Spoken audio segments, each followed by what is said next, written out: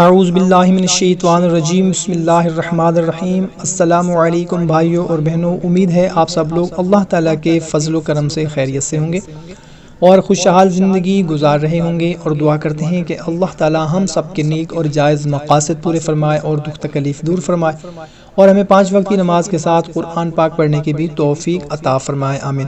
بھائیوں اور بہنوں، درود پاک پڑھنے کی بہت زیادہ فضیلت ہے، اور جمعۃ المبارک کے دن اور بھی زیادہ فضیلت ہو جاتی ہے درود پاک پڑھنے کی۔ تو ہم نے کوشش کرنی ہے کہ جمعۃ المبارک کے دن خاص طور پر درود پاک کا زیادہ ورد کرنا ہے، اور عام روٹین میں بھی درود پاک پڑھتے رہنا ہے۔ آئیں ہم سب مل کر حصول برکت کے لیے ایک دفعہ درود پاک پڑھتے ہیں۔ اللہم صلی علی محمد وعلی آل محمد کما صلیت علی ابراہیم وعلی آل ابراہیم انک حمید مجید۔ اللہم بارک علی محمد وعلی آل محمد کما بارکت علی ابراہیم وعلی آل ابراہیم انک حمید مجید۔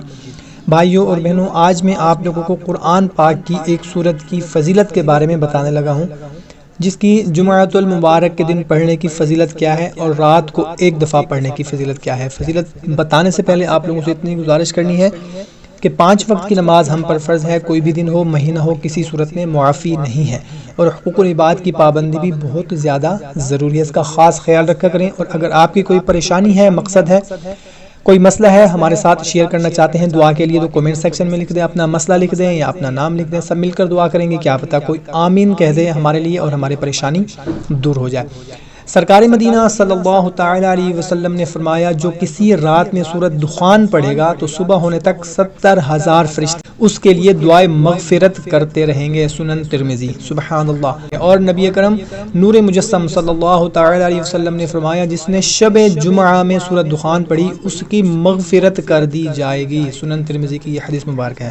سبحان اللہ، کتنی بڑی فضیلت ہے سورۃ دخان پڑھنے کی۔ اور اس کے علاوہ رسول اللہ صلی اللہ تعالی علیہ وسلم نے فرمایا، جو جمعہ کے دن یا رات میں سورۃ دخان پڑھے گا، اللہ عز و جل جنت میں اس کے لیے ایک گھر بنائے گا، المعجم الکبیر۔